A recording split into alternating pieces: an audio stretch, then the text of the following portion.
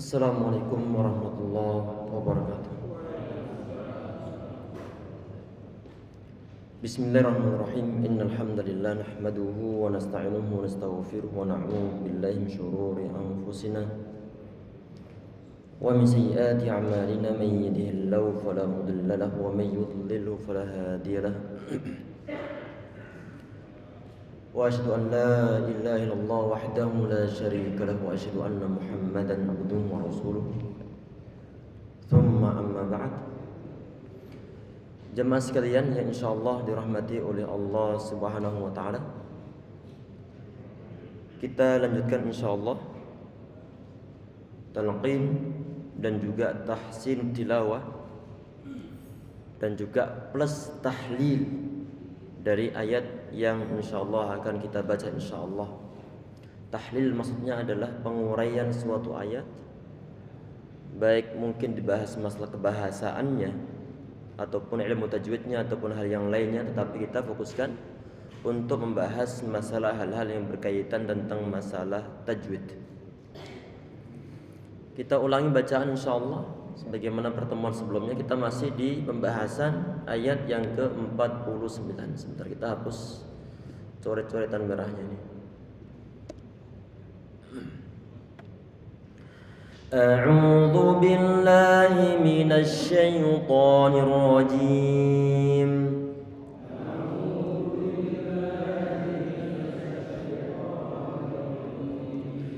Bismillahirrahmanirrahim.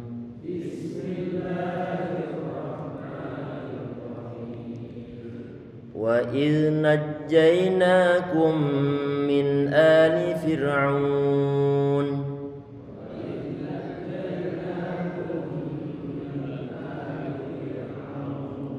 min ali fir'aun yasumunakum su'al 'adzab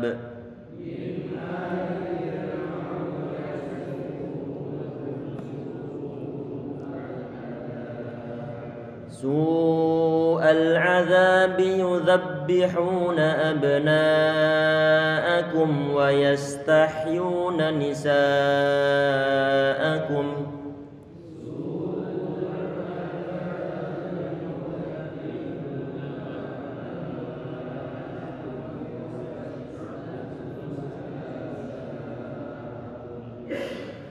wa fi dzalikum bala'um min rabbikum 'adzim.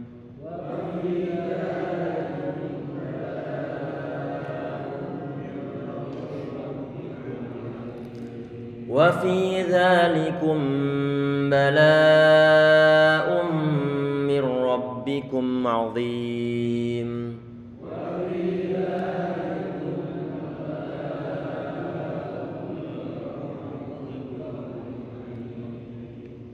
Alhamdulillah sudah kita bahas sampai, sebentar ya ikhwah, settingannya belum pas.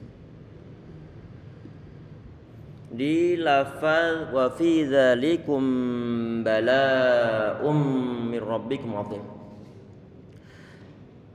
Ini pertemuan sebelumnya kemarin terakhir banget ini membahas untuk materinya, membahas tentang pertemuan antara huruf mim yang disukunkan bertemu dengan huruf ba.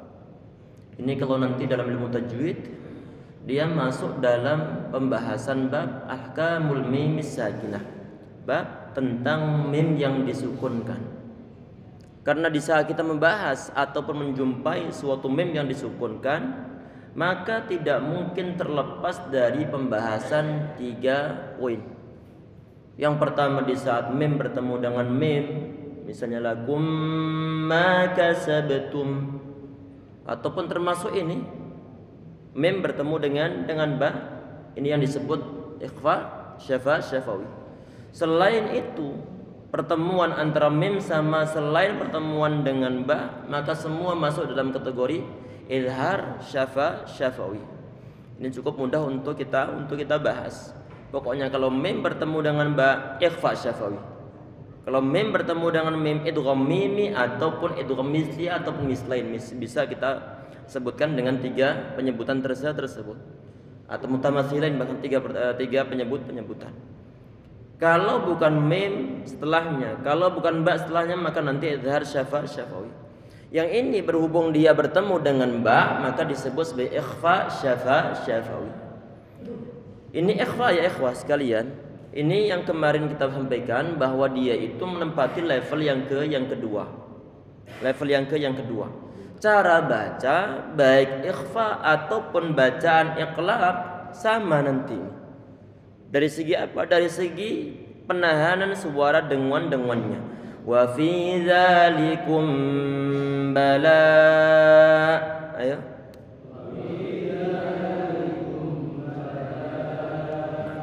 Jadi bacaan ikhfa syafawi ini pun ada suara dengungan. Kemudian kata bala, ini kata bala ba-nya difathahkan. Ba sebagaimana huruf B pada umumnya dalam bahasa Indonesia.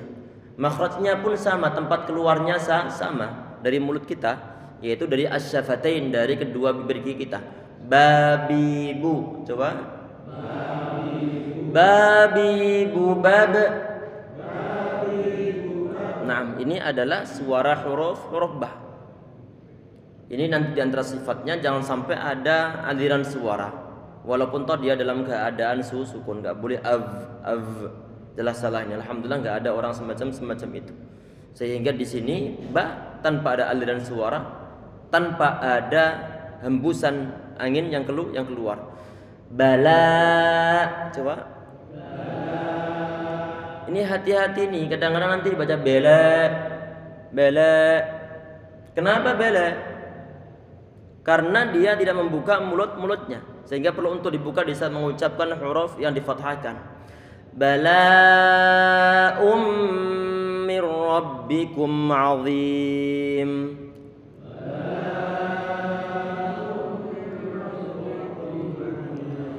Kita lihat di sini, ini ada huruf alif yang datang setelah huruf lam.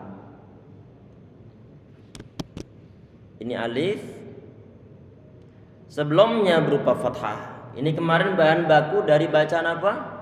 Dari bacaan mat. Bahan bakunya ada, berarti jelas disebut sebagai mat. Untuk masalah nanti penyebutannya mat apa, itu urusan belakangan. Yang penting pertama kali kita tahu bahwa itu adalah merupakan suatu ciri dari bacaan mat. Sudah ada bahan bakunya, sudah ada syarat utama terpenuhi, yaitu ada alif sebelum fathah, ada wawu sukun ataupun wawu sukun sebelum dhammah, ataupun ya sukun sebelum kasrah, sehingga pasti akan dipanjangkan walaupun toh nanti tergantung matnya dari segi kadarnya. Di sini kita perhatikan, di sini ada hamzah, ada huruf hamzah. Pertanyaannya begini, ini hamzah di saat dia itu bersebelahan ataupun istilahnya adalah bertemu, bersambung dengan huruf mat sebelumnya yang berupa alif ini, apakah dia berada di dalam satu kata ataukah dia berada di awal kata berikutnya? Dia berada di satu kata. Kalau berada di satu kata, maka inilah yang disebut sebagai muttasil. Kemarin sudah kita bahas. Jadi di saat ada bacaan mat, dia bertemu dengan hamzah, bertemu dalam satu kata, pertemuannya terdapat dalam satu kata. Maka ini yang disebut sebagai muttasil, artinya nyambung. Antara matnya tersambung dengan hamzah dalam satu kata, sehingga disebut muttasil. Hukumnya apa? Hukumnya kemarin saya sampaikan adalah hukumnya wajib. Wajib dibaca 4 ataupun 5 harokat. Walaupun sebagian di antara riwayat ada 6 harokat. Di sini pada umumnya adalah 4 ataupun 5 harokat. Sehingga pastikan nanti kalau kita mendapatkan model tulisannya semacam ini, ada alif ataupun bacaan mat, setelahnya berupa hamzah, maka perlu untuk dipanjangkan dengan kadar 4 ataupun 5 harokat. Kita latihan untuk memanjangkan. Wa fi dzalikum bala'um mir rabbikum azim.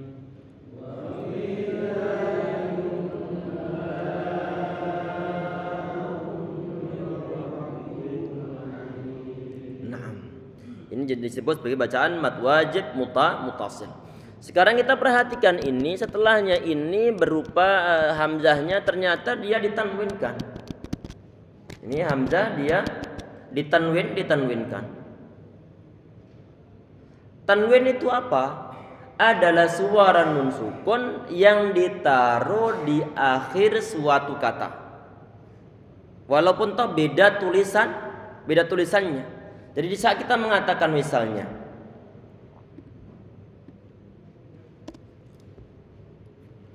balaun yang model tulisannya semacam ini,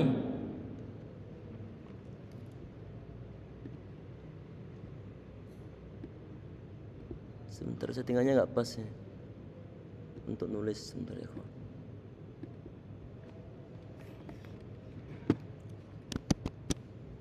Miring. Alhamdulillah. Balaun yang modelnya penulisannya begini, ataupun penulisannya dengan mungkin dhammah yang didobel begini, itu sama dengan balaun dari segi suara ya.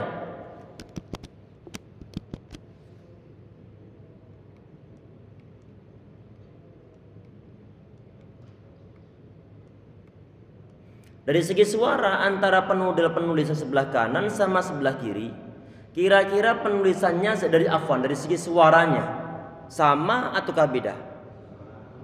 Sama, nggak ada beda. Balaun dengan balaun juga sama, nggak ada perbedaannya. Kenapa nggak ada perbedaannya? Karena memang jati diri dari suatu tanwin hakikatnya itu adalah nun yang disukunkan. Nun yang disukunkan. Sehingga di saat kita mempelajari ilmu tajwid, antara tanwin sama nun itu dijadikan sebagai satu bab ahkamut tanwini wan nuni sakinah, yaitu hukum-hukum tanwin dan juga nun sukun. Mereka dijadikan sebagai satu bab. Kenapa? Karena memang jati diri ataupun antara keduanya baik nun sukun ataupun tanwin dari segi suara itu sama, walaupun toh penulisannya berbeda. Tayyib. Kita perhatiin saat ini balaun, di situ ada tanwin bertemu dengan huruf mim. Bertemu dengan mim. Kita hilangkan untuk sementara waktu untuk memudahkan pembahasan dulu. Ini ana hilangkan dulu tasydid yang ada di atasnya huruf mim.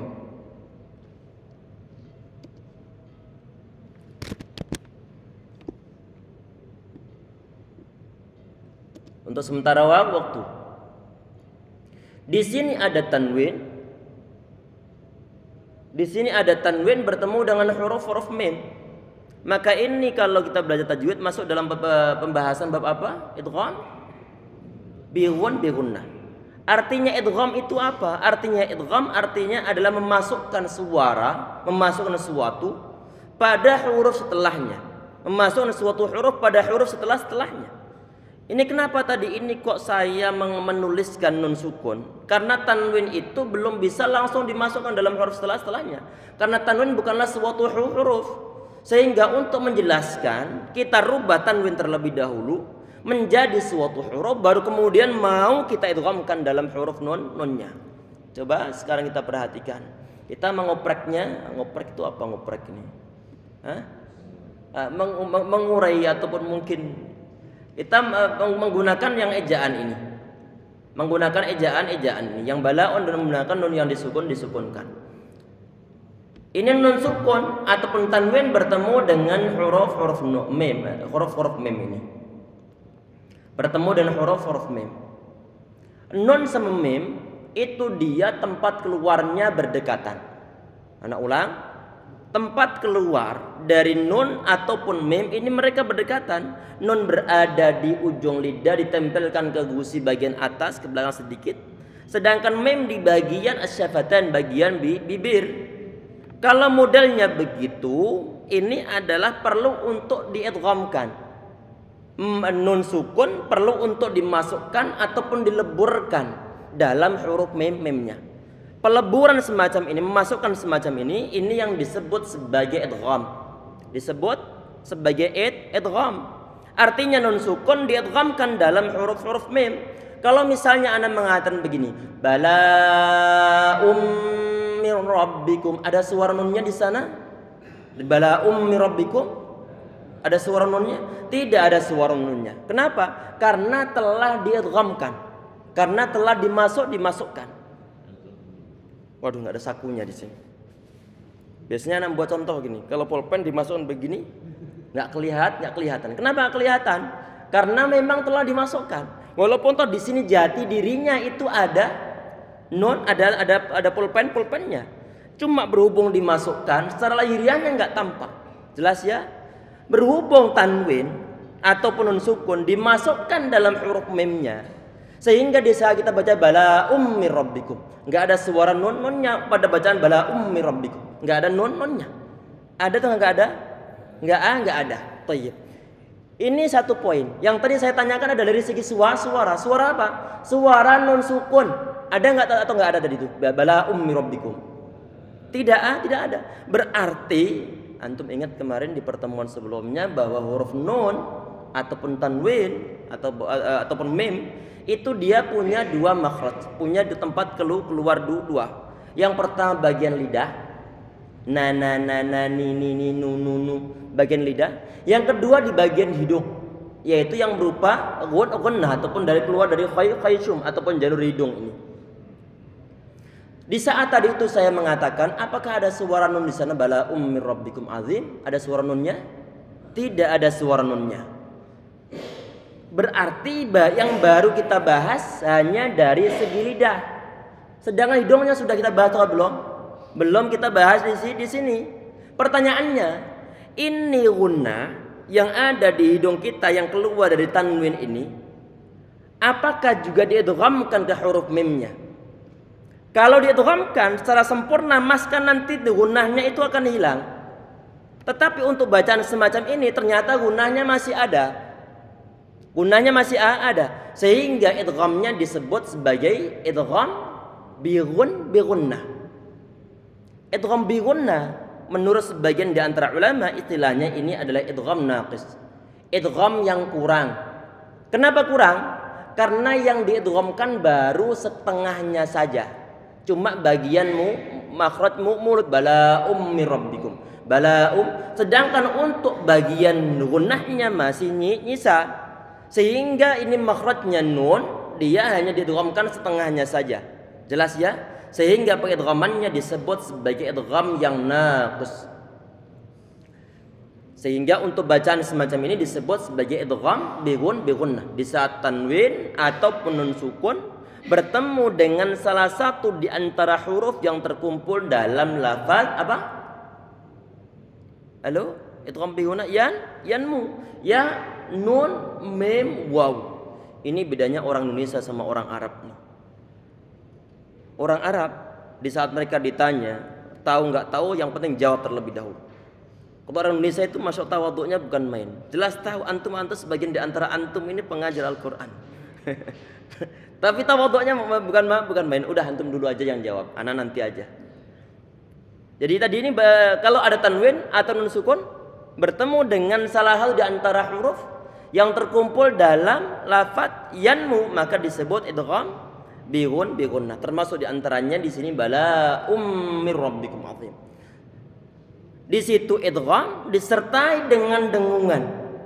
Ini para ulama tajwid memasukkan dengungan ataupun gunnah yang ada pada bacaan idgham bi gunnah ini menempati level yang pertama. Berarti penahanan suara gunnahnya perlu lebih lama daripada gunnah-gunnah yang lainnya. Kita perhatikan penahanan suara gunnahnya ataupun dengungan lebih lama. Wa fi dzalikum bala'um mir rabbikum 'azim.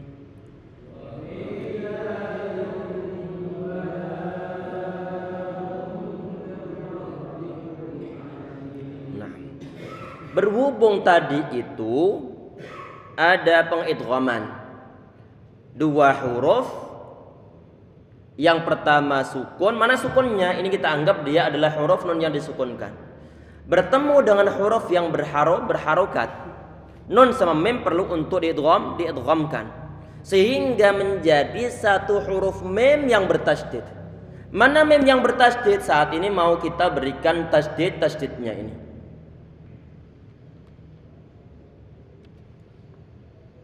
Mim bertasydid. Tasydid tersebut kenapa muncul? Karena itu adalah hasil dari peleburan nun sukun ataupun tanwin ke dalam huruf mim. Jelas ya? Sehingga dia menjadi satu huruf mim yang bertasydid ataupun mim yang double di sini. Kemudian min rabbikum, ini ada nun sukun bertemu dengan huruf ra. Nun sukun bertemu dengan huruf ra. Ini pun sama nanti. Nun sukun sama ra itu justru sebagian ulama masukkan mereka berdua ini dalam satu makhraj, dalam satu tempat keluar. Ra, nun sama lam. Makhrajnya sama, walaupun tasbih di antara ulama membedakannya, tetapi sangat dekat banget tempat keluarnya mereka bertiga. Nun, ra sama lam. Berhubung mereka ini satu makhraj, maka diapakan nanti di saat mereka bersebelahan? Kalau pertama sukun, kedua berharokat, nun di sini sukun, kedua ra-nya berharokat, maka perlu untuk diidghamkan. Nun diidghamkan pada huruf ra. Kalau saya baca misalnya mir rabbikum, apakah ada suara nun di sana? Enggak ada suara nun. Kemana suara nunnya? Telah dilebur dalam huruf ra-nya. Untuk pertemuan nun sama ra dalam riwayat yang kita sampaikan ataupun yang kita pelajari dalam riwayat Hafs ini adalah nanti bila gunnah, tanpa disertai dengan dengungan. Berarti perlu waspada di saat membaca idgham bila gunnah, jangan sampai hidung kita ini ada getar-getaran. Karena kenapa? Karena kalau sampai ada getaran, maka kita telah memberikan gunnah pada suatu huruf yang seharusnya tidak boleh untuk kita baca gunnah. Bala'um mir rabbikum azim.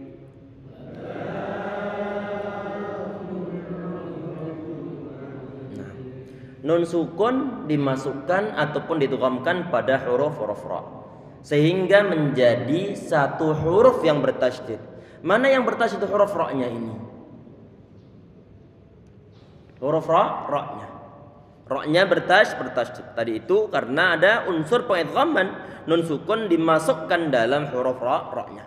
Kalau mungkin ditanya, Ustaz, itu kok enggak ada sukunnya pada huruf nunnya. Ini yang sudah tiga kali pertemuan kita sampaikan bahwa untuk ejaan ataupun untuk pengkodean versi Al-Quran terbitan yang Arab Saudi ini, kalau di atasnya huruf ataupun di bawahnya kok tidak ada fathah, kasroh ataupun dhammah, maka kita anggap bahwa itu adalah huruf yang disukunkan.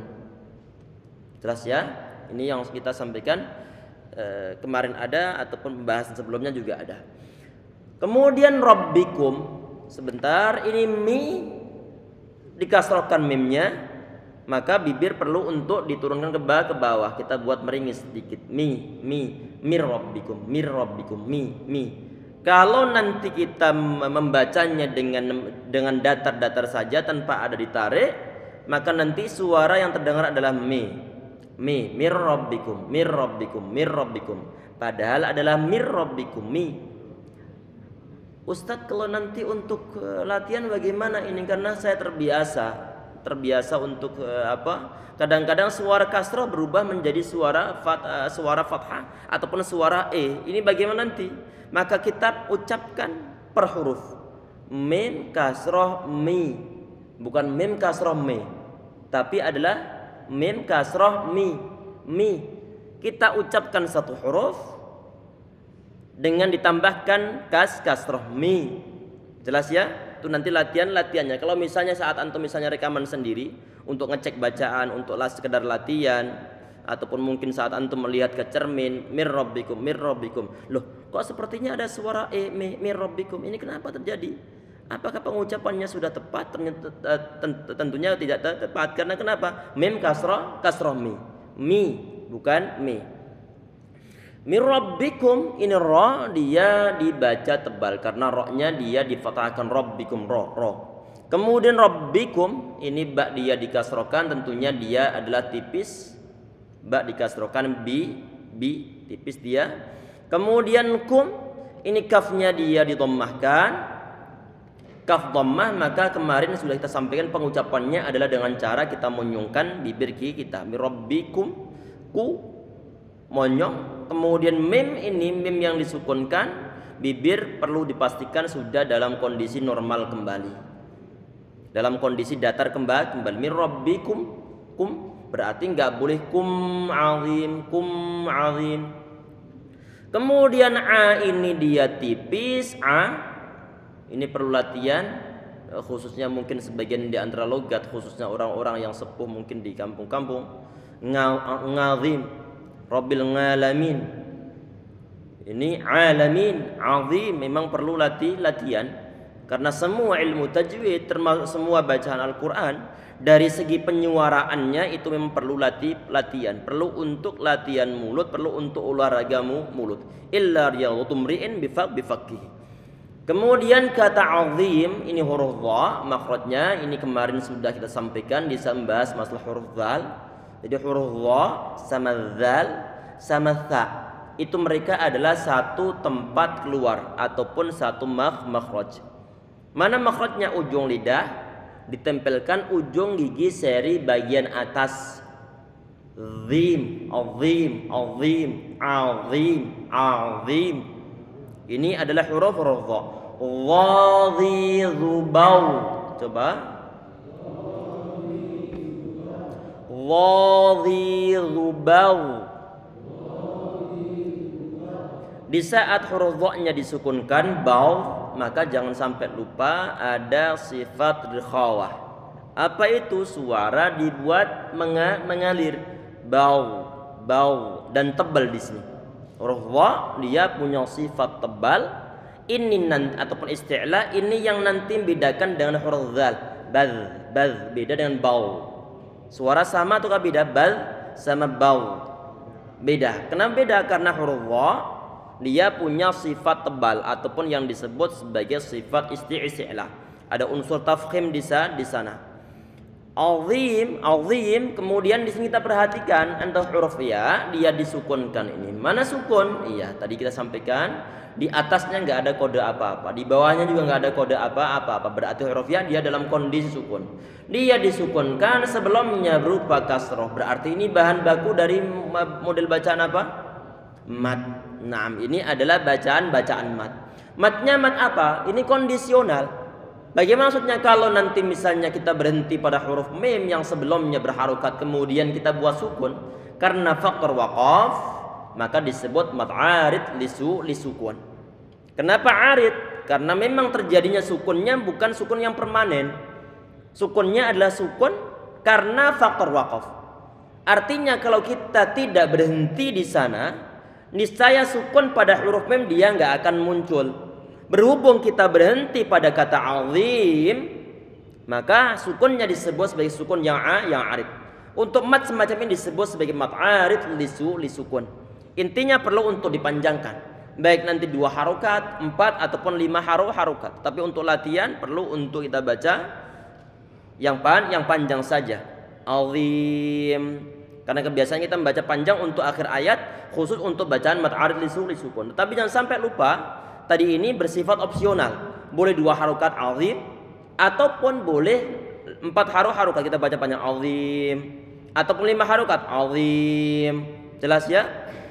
Jangan sampai lupa nanti berhubung ini opsional, apakah boleh kita oplos nanti? Dari segi apa? Kalau misalnya kita itu membaca mat arid sukun pada ayat yang ke-49 ini dengan 2 harokat misalnya, apakah boleh kita membaca untuk yang mat arid sukun di ayat yang ke-50?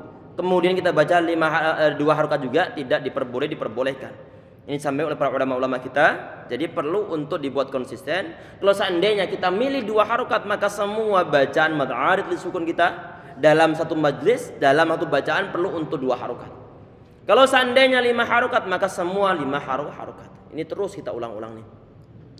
Kemudian alhamdulillah selesai ayat yang ke-49, selesai 3 hari kita bahas secara singkat insyaallah. Langsung kita membaca ayat yang ke-50.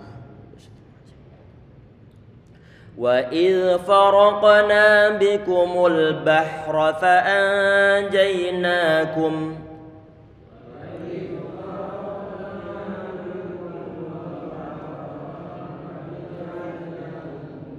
فأنجيناكم وأغرقنا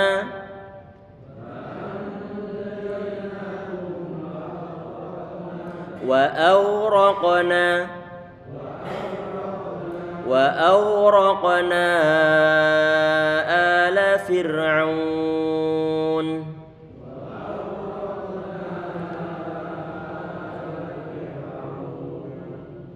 آل فرعون وأنتم تنظرون.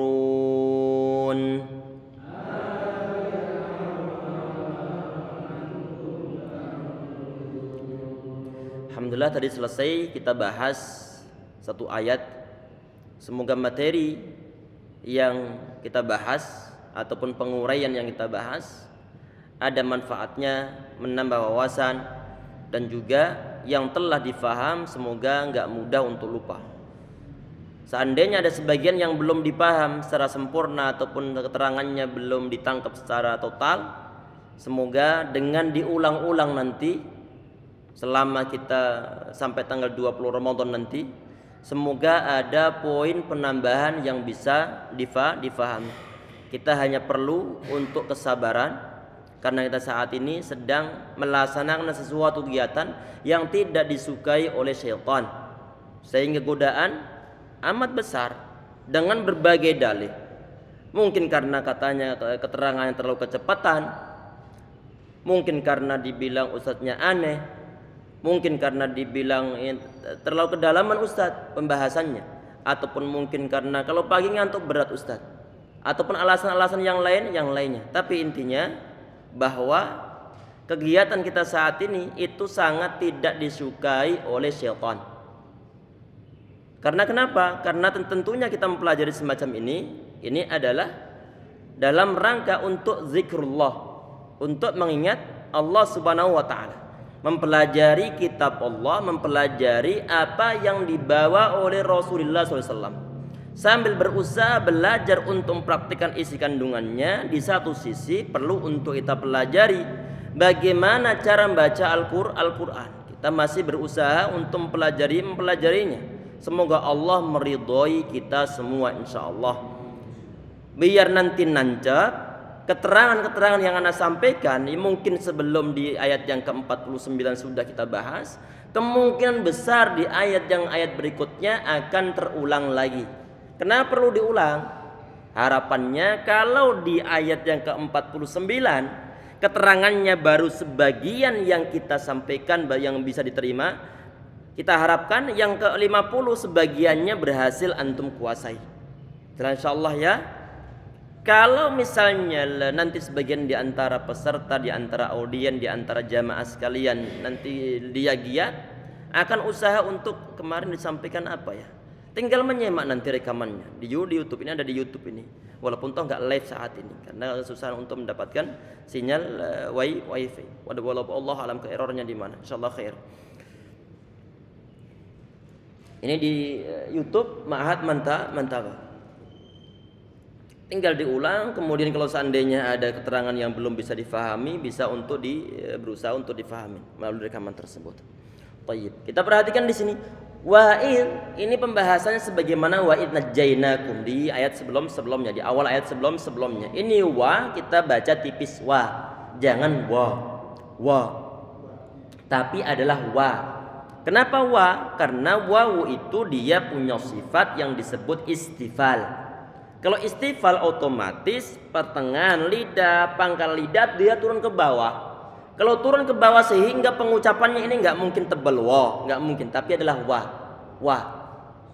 Wa difathahkan berarti perlu untuk kita buka mulut kita. Wa. Kemudian i dia dikasrohkan, maka dia ini pun tipis pengucapannya dengan kita tarik ke bawah ini. I. Ini kan kalau kita belajar ilmu tajwid, belajar ilmu nahwu. Kasroh kan ada istilah jar. Kasroh ada istilah jar. Kemudian rafa dhammah. Kemudian fathah nasab. Kenapa kok disebut dengan istilah-istilah tersebut? Karena ini berkaitan masalah pengucapan juga ini. Saat disebut misalnya dhammah ini, kenapa dibilang rafa? Karena lirtifai syafataini inda nutqihi. Karena bibir kita itu monyong di saat mengucapkannya. sehingga disebut rafa. Kemudian nasab, kenapa disebut nasab fathah ini misalnya fathah a? Karena lintisabi syafataini inda nutqi bihi. Karena bibir kita itu tegak, lurus di saat mengucap fathah a. Kemudian jar, kasroh nih. Kenapa kok disebut jar? Karena linjirari syafataini inda nutqi bihi. Karena turunnya, tertariknya bibir di saat mengucapkan kasroh ataupun i. Kita perhatikan saat ini. Tadi ini i berarti dengan cara diturun ke bawah bibir kita ini. I dibuat tarik ke bawah. Kemudian huruf zal, ini makhrajnya tadi itu tempat keluarnya huruf zal, kemudian wa, kemudian tha. 3 huruf ini tempat keluarnya sama. Ujung lidah ditempelkan ujung gigi seri bagian atas. Za. Coba. Za. Za. Jangan ragu-ragu untuk dikeluarkan. Ini ujung lidah, ini ujung gigi seri bagian atas. Antum tempelkan, keluarkan ujungnya saja. Jangan panjang-panjang. Jangan za. Dilihat gak enak. Dan kita ingat suatu makhluk yang lain yang terlalu panjang keluarnya. Jadi cukup standarnya bagaimana? Ada sebagian di antara masyayikh untuk standar mengeluarkan ujung lidah ini itu adalah misalnya gitu, kita letakkan jari kita ini. Kalau sudah nyentuh sedikit, itu sudah berhasil keluar. Begini. Kalau ujung lidah nempel ke jari ini, itu sudah cukup, jangan terlalu panjang-panjang. Jelas ya? Kalau nggak dikeluarkan, nanti antum tidak mengucapkan huruf zal, tapi huruf za. Sehingga di saat ada orang mengatakan na'udzubillahi min zalik, padahal na'udzubillahi min zalik. Kenapa muncul na'udzubillahi min zalik? Karena dia nggak mau ngeluarin ujung lidah. Dikeluarin di mana? Di ujung gigi seri bagian atas, ditaruh bawahnya berarti za, zi, zu. Alhamdulillah, ana nggak mendengar suara zu ataupun zi ataupun za. Alhamdulillah, berarti antum telah mengeluarkan nih. Za, baz, bil, buz, muz. Ini suara huruf za. Jelas insyaallah ya. Ini makhrajnya tadi itu di ujung lidah. Ujung lidah ditempelkan ujung gigi seri bagian atas, dan dia punya sifat tipis nih. Enggak boleh ini huruf nanti. Tapi il tipis dia. Kemudian fa. Ini fa makhrajnya ujung gigi seri atas ditempelkan ke bibir bagian dalam. Fa. Jadi jangan pa. Ini kalau mungkin sebagian di antara logat daerah antum mengucapkan F kok pa. Ini perlu untuk latihan. Perlu latihan. Semua bisa dirubah. Fa dia tipis. Bukan fa tapi fa. Faraqo. Coba. Fa. Ro ini tebal. Fa, ro. Kemudian setelah ro, kemudian kita ucapkan huruf qafnya. Qaf dalam keadaan sukun. Huruf qaf termasuk huruf yang punya sifat tebal ataupun isti'la ini. Pengucapannya ujung pangkal lidah ini naik ke atas. Qo. Coba. Qo. Qi. Qu. Jadi perlu tebal. Faraqo. Jadi bukan sebenarnya faraqana. Ini tipis dia faraqana, tapi faraqana. Ini huruf qaf, dia tadi itu sifatnya di satu sisi dia tebal dan dia punya sifat lain yang hanya dimiliki oleh suatu huruf-huruf ataupun huruf-huruf yang terkumpul dalam lafaz qadbu jadin, qaf, qa, ba, jim, dal, ataupun baju di toko. Berarti ada berapa huruf? Ada 5 huruf. 5 huruf ini saja yang dia punya sifat qalqalah ataupun nanti perlu untuk dipantulkan di saat dia dalam keadaan sukun. Faraqo. Coba. Faraqana. Pemantulan tadi itu inilah yang disebut sebagai yang qalqalah. faraqna. Ini hati-hati ini. Apa yang perlu berhati-hati? Di sini huruf qaf dia bersebelahan dengan huruf nun. Sesuatu yang bersebelahan, yang saling berteman semacam ini, itu potensi untuk saling pengaruh itu besar. Kalau nggak berhati-hati, huruf qaf dia tebal, huruf nun dia tipis. Kalau nggak hati-hati, ketebalan yang dimiliki oleh huruf qaf akan dibawa ke huruf nunnya. Ini efek dari suatu pertemanan. Oleh karena itu disuruh untuk berteman dengan yang baik-baik saja.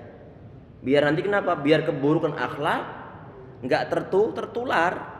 Termasuk kebudayaan. Kalau suatu negara itu bersebelahan, walaupun toh awal-awal mereka ini nggak ada asal mereka itu adalah ras yang lain berlainan.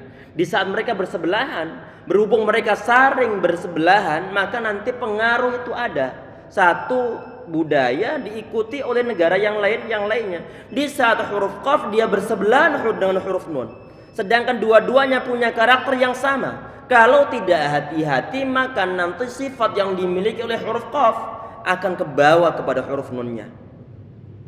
Orang baik bergaul dengan orang buruk, maka nanti kemungkinan bisa yang buruk nular ke yang baik, bisa kemungkinan yang baik nular yang buruk. Ini yang naudzubillah. Niatnya mau mendakwahi, kok antum masih bergaul dengan si fulan yang dia jarang sholat, yang dia nggak mau untuk berbakti sama orang tua, yang dia mungkin mabuk-mabukan. Kenapa? Karena saya pengen mendakwahi. Apakah sekuat itu imannya? Sehingga perlu untuk berhati-hati. Jangan tempatkan diri kita pada suatu posisi yang membahayakan iman kita kepada Allah Subhanahu wa taala. Karena kenapa? Karena mungkin sebelumnya kita dalam keadaan lurus, di saat bergaul dengan yang baik akan kebawa ke tidak baik juga. Ini pun sama nanti. Huruf qaf dia punya suatu sifat tebal. Ko. Bersebelahan dengan huruf nun. Nun dia tipis mestinya. Di saat mereka bersebelahan, kadang-kadang nanti kalau nggak hati-hati, sifat tebal yang dimiliki oleh huruf qaf akan dibawa ke huruf nunnya. Faraqna. Seharusnya faraqna. Jelas ya? Termasuk ihdinas siratal ihdina. Huruf na dia tipis bersebelahan dengan huruf shad setelahnya. Hasil pengidghaman. Shad tebal. Kalau nggak hati-hati akan dibaca ihdinas siratal padahal ihdinas siratal. Jelas ya? Ini kenapa kok bisa mempengaruhi? Karena mereka bersebelahan. Kalau nggak hati-hati pengucapannya pun akan rancu. Faraqna. Ayo. Kemudian bi. Ini dia tipis bi. Dan pastikan suara yang terdengar adalah suara i, bukan suara e. Bikumul bi, kemudian di sini ku dia ditommahkan, berarti perlu untuk kita monyongkan bibir kita. Kemudian bikumul, ini pun sama, perlu kita monyongkan. Kemudian bertemu dengan huruf lam. Lam yang disukunkan, sebentar. Tadi di saat kita itu membahas masalah huruf-huruf qalqalah. Ini qaf, qad, kemudian bu, kemudian ja, kemudian din. Apakah di sini ada huruf lam? Tidak ada. Kalau tidak ada, maka perlu untuk waspada di saat mengucapkan huruf lam yang disukunkan, jangan sampai diberikan qalqalah. Bikumul bahra, bikumul. Ini hati-hati nih. Kalau kita mengucapkan sampai bikumul. Kesalahannya di mana? Karena huruf lam ini dia nggak punya sifat qalqalah, nggak berhak untuk dikolkolahkan. Lah, kok kita kolkolahkan? Maka perlu berhati-hati. Kesalahan ini terjadi di saat kita itu tidak memberikan sifat bainiyah pada huruf lam. Bainiyah itu pertengahan antara syiddah sama rikhawah. Perhatikan. Jadi suatu huruf ini dia nggak mungkin terlepas dari 3 kategori nanti ini. Perhatikan. Jadi syiddah ini nanti pengucapannya adalah tidak ada suara yang ngalir. Kurang ke tengah. Nah, perhatikan. Syiddah pengucapannya tidak ada suara mengalir. Misalnya apakah suara ngalir? huruf jim ada suara huruf jim tanpa dikolkolah ya apakah ada suara mengalir? Huruf ta misalnya tanpa ada hamzah misalnya apakah ada suara mengalir? Tidak. Nanti huruf-huruf ini nanti terkumpul dalam lafaz ajid qatin bakat. Ajid. Sebentar, ini kemarin belum terhapuskan nih. Kita tambah sedikit lagi insyaallah ya, ikhwah. Selesaikan masalah ini. Ajid qatin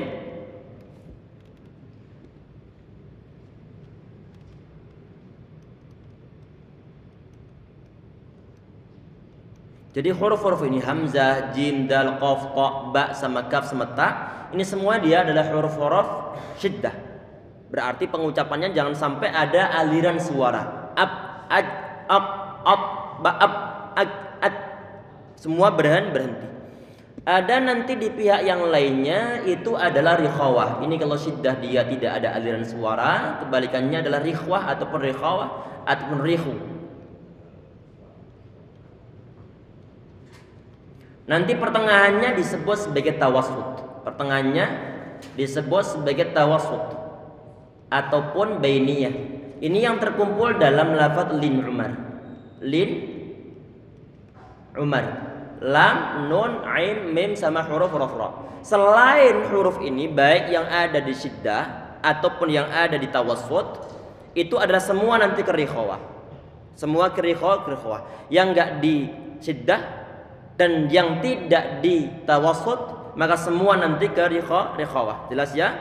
Kalau syiddah nanti pengucapannya suara tidak mengalir, kalau nanti rikhwah suara dibuat mengalir, sedang pertengahannya enggak terlalu ngalir, enggak terlalu berhenti. Ini disebut sebagai tawasud. Di antaranya berarti adalah huruf lam ini. Huruf lam ini di saat kita itu tidak memberikan sifat tawasud pada huruf lam, tidak tertarik sedikit suaranya, maka nanti dia akan otomatis keluar qalqalah. Sehingga perlu untuk ditahan sedikit saja.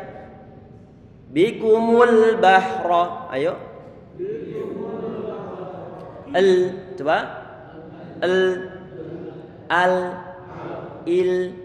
Ul.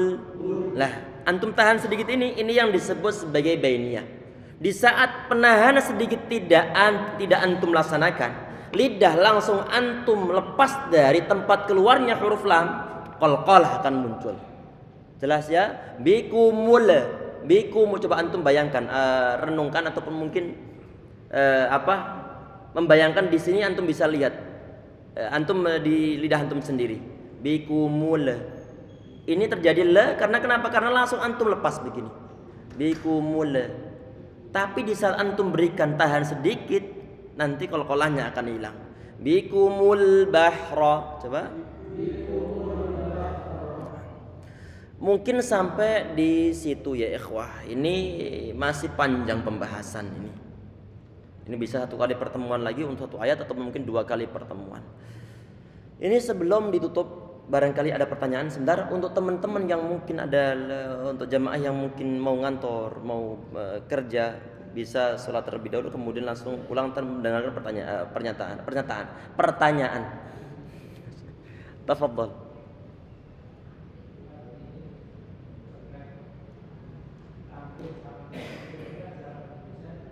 Nah.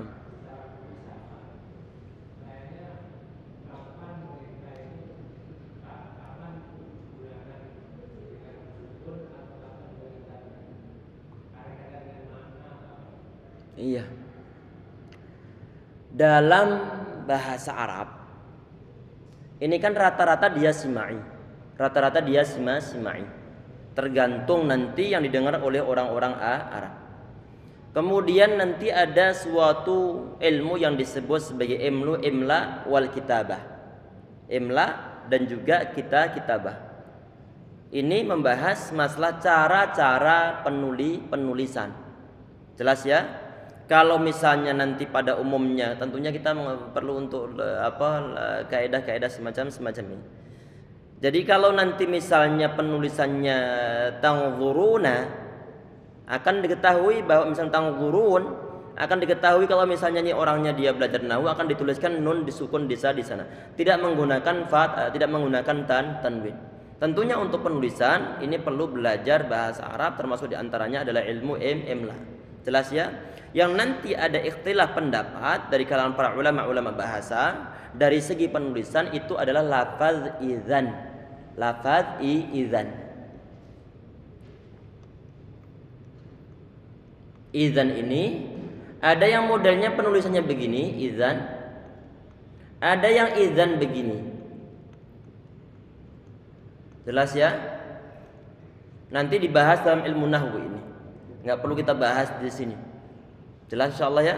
Tapi intinya di sini ini bahwa ini untuk membedakannya apakah nanti dengan tanwin, apakah dengan fathah, apakah dengan nun sukun, itu adalah orang-orang yang pelajari ilmu nahwu ataupun ilmu imla ataupun kitabah. Jelas insyaallah. Allahu a'lam. Ada yang lain?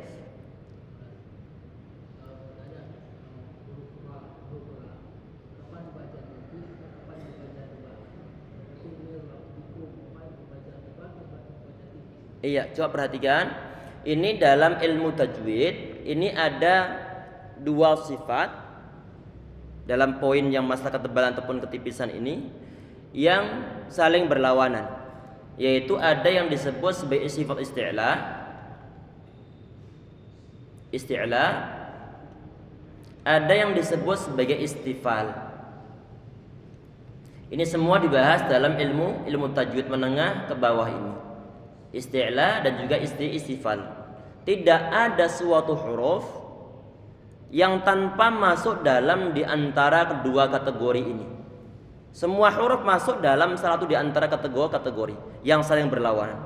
Kalau saling berlawanan otomatis kalau ada suatu huruf dia itu berada di bagian isti'la, sifat isti'la, dia nggak mungkin dia masuk ke istifal. Karena memang berlawanan. Kalau misalnya sebagaimana kalau orang bermusuhan nih, A sama si B. Kalau kita berpihak A, otomatis kita memusuhi si B. Kalau kita berpihak si B, otomatis kita berlawanan dengan si A. Tayyib. Ini untuk huruf-huruf isti'la, ini yang terkumpul dalam lafaz khussa, dha, tin, ini huruf ghain, dha, tin, il. Ini semua huruf-huruf tebal ini. Kha, shad, dhad, gha, ta, qaf sama dha. Semua perlu untuk dibaca tebal. Semua perlu untuk dibaca tebal. Ini pun nanti pengaruh ke pembahasan masalah gunnah yang ada pada bacaan ikhfa. Ini pertemuan berikutnya nanti akan ada, yaitu yang pada lafaz tanzurun, nanti insyaallah kita bahas. Tayyib. Untuk huruf-huruf selain khussa dan tinkil, nanti dia tebal. Nanti dia tipis. Berarti ba dia tebal atau tipis? Ba, huruf ba tipis. Nun tipe tebal tipis. Kemudian ka tipis, ma tipis. Tayyib. Berarti huruf-huruf tersebut pengucapannya selain huruf khussa atau tinkil ini dia akan tipis. Untuk huruf-huruf yang khussa atau tinkil dia tebal, dha, kha. Kalau ana baca kha sama kha suaranya beda atau sama? Beda. Yang kha ini tebal, yang kha dia tipis. Jelas ya? Ini kalau dari segi pengucapannya, kenapa disebut isti'la? Isti'la diambil dari kata ulu, naik ke atas ataupun atas. Kenapa yang ke atas ini apa? Adalah pangkal lidah dia naik ke atas. Dia naik ke atas. Naik ke atas. Naik ke atas. Kalau antum sambil bayangkan pengucapan antum sendiri nih. Kemudian huruf semua naik ke atas sehingga disebut sebagai isti'la. Beda dengan istifal ba, ta, tha, ja, ha, ro non tebal. Kemudian za, sa, kemudian sya, kemudian a, kemudian ka, la, ma, na, wa, ha, a, ya. Semua tipis. Jelas? Monggo. Yang mana? Ayat. Sebentar. Yang kata apa? Azim, ya. Naam.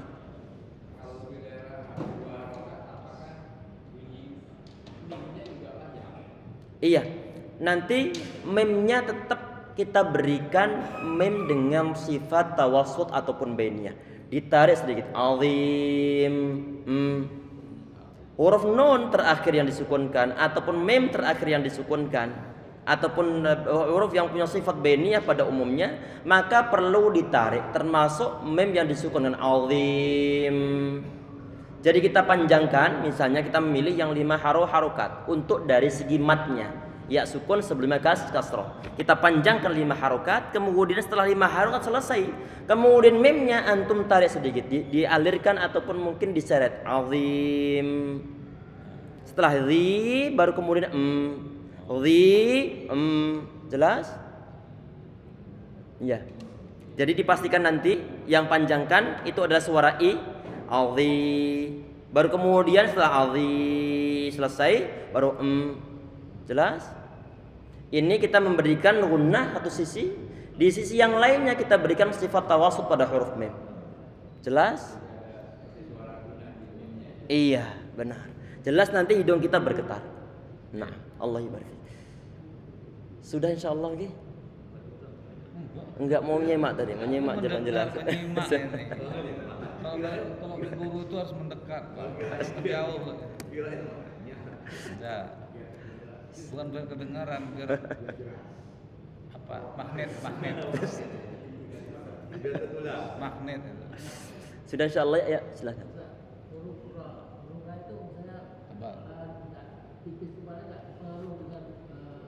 Kata.